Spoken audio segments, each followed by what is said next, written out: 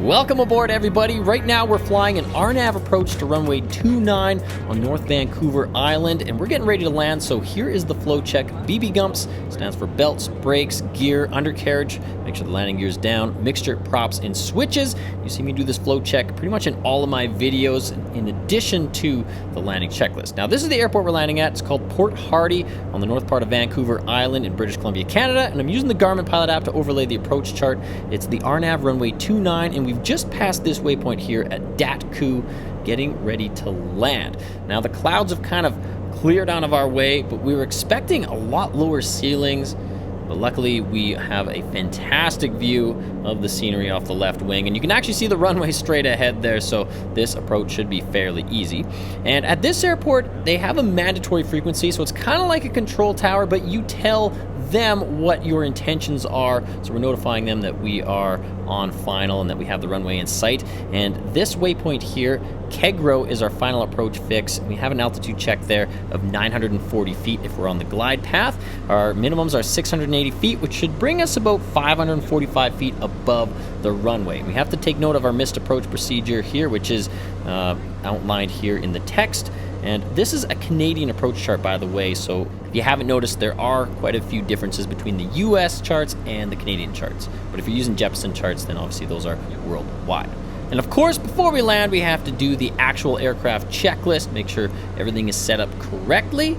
And in this airplane, we want to make sure that we are between 110 to 120 knots coming over the final approach fix, also known as the FAF. In this airplane, you can kind of do it faster, but if we were IMC, then you want to make sure you are right on your speeds, slowing the aircraft up to cross the threshold at 105 knots. Now, short final, we do this flow check: gear, props, flaps, make sure we have our clearance to land, and then triple check that the landing gear is down and locked. You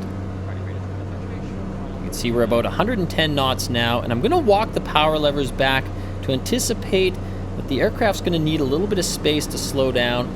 I'm adjusting my seat there, and this kind of broke one of my rules. You always want to make sure your seat is set up before you're below 1,000 feet AGL. Just really important, because if the seat isn't locked in position and you're at low altitude, then that could be a big mistake.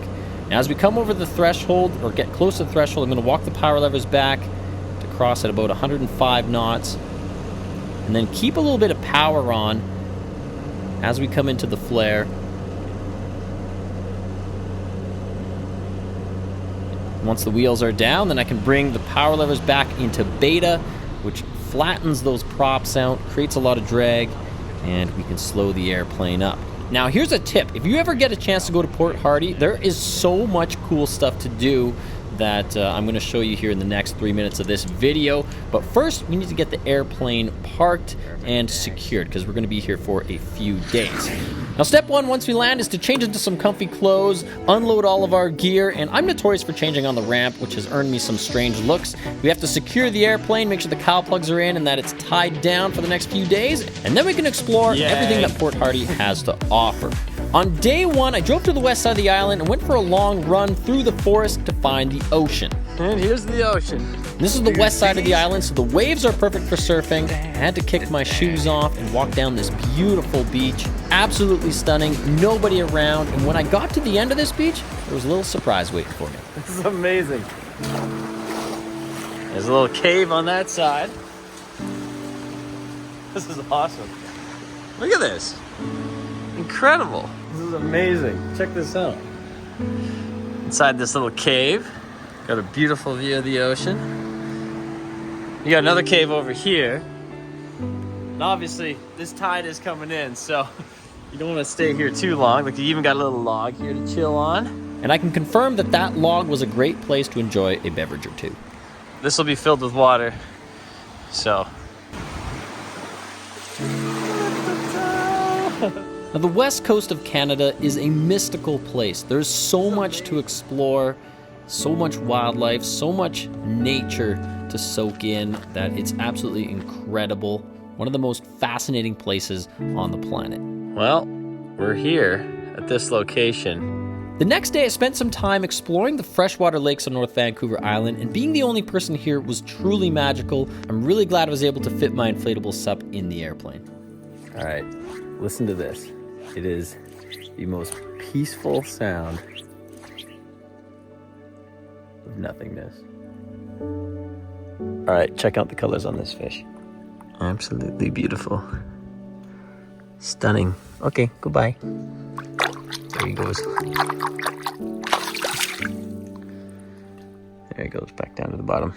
And then I found this tributary feeding into the lake, so I decided to paddleboard up it because there were lots of spawning salmon and the water was like glass. So much to explore up here, including this huge fallen tree. These cedar trees are absolutely monstrous. Check this out, everybody. This is a massive tree. It's probably 9 feet across. I'm on the paddleboard, kind of paddled my way up this river, and here's one of the trees that's fallen over, and look at the massive root system that is required to hold these things up. This one's kind of leaning over. Who knows when this thing will fall. This tree could be, I don't know, 900 years old. Absolutely mind-blowing. And there's salmon everywhere in this creek because they're spawning right now. So I think you can kind of see one on the other side there, and they're spawning right now. So they're bright red colored too. Really cool. Been awesome paddleboarding up this little river, but got to keep an eye out for bears too, so I got bear spray with me, obviously. Bears and cougars, we have to keep an eye out for them because we don't want to run into one and not be prepared. But then I found this really cool spot underneath these trees, so I decided to park the paddleboard and just take some nice videos. Pretty cool spot. Something Vancouver Island has plenty of. Lots of cool spots, that's for sure. And this was just a nice place to hang out. Wish I could have spent a little bit more time here. The rocks felt nice on the feet. Got an awesome view of a bald eagle flying above. Just pure tranquility. The next morning, it was time to go flying, and my Garmin Pilot Watch woke me up to a beautiful sunrise in Port Hardy from my hotel room. Meanwhile, at the airport, we have fog rolling in. 1/8 statute mile. It's going to prevent us from taking off, so you're going to want to stay tuned for this video. Lots of fog, plus a beautiful sunset over the Rocky Mountains as we fly home. Stay tuned for that. Thanks for watching, everybody. Hope you enjoyed this video. Don't forget to like and subscribe. And as always, if you're new to the channel, welcome aboard.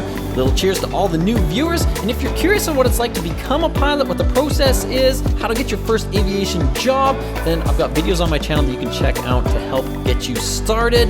Absolutely love and appreciate all the support, everybody. So we'll catch you on the next adventure. Happy and safe flying, everybody. Cheers.